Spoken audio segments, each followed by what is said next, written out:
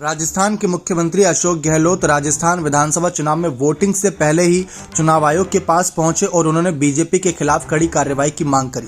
दरअसल बीते रविवार को भाजपा पर हमलावर होते हुए कहा कि आजादी के बाद पहली बार ईडी, आयकर विभाग और सीबीआई जैसे केंद्रीय जांच एजेंसियां आदर्श आचार संहिता के दौरान केवल विपक्षी नेताओं के यहाँ छापेमारी कर रही है।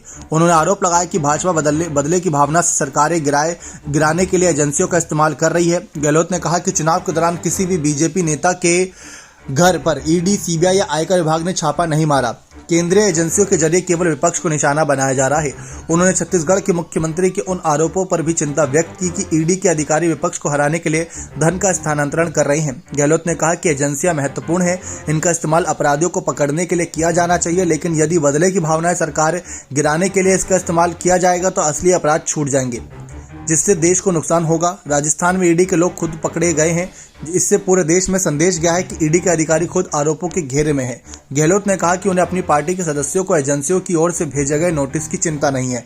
इसके साथ ही उन्होंने चुनाव आयोग से हस्तक्षेप करने की मांग की है और कहा है कि चुनाव के दौरान केवल विपक्ष को निशाना बनाया गया है, तो ऐसे में कड़ी से कड़ी कार्रवाई करें। कांग्रेस में टिकट नहीं मिलने से गहराए असंतोष के सवाल पर सीएम गहलोत ने कहा कि जब भी टिकट घोषित होती है तो ऐसा होना सामान्य बात है। पार्टी असंतुष्ट नेताओं को मनाने की कोशिश करेगी।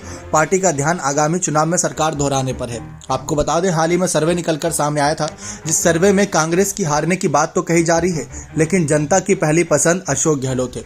चौंकाने वाला सर्वे है क्योंकि सर्वे के नतीजे कांग्रेस के खिलाफ और बीजेपी के पक्ष में थे, जबकि सबसे पसंदीदा चेहरे के रूप में मुख्यमंत्री के पद पर अशोक गहलोत थे।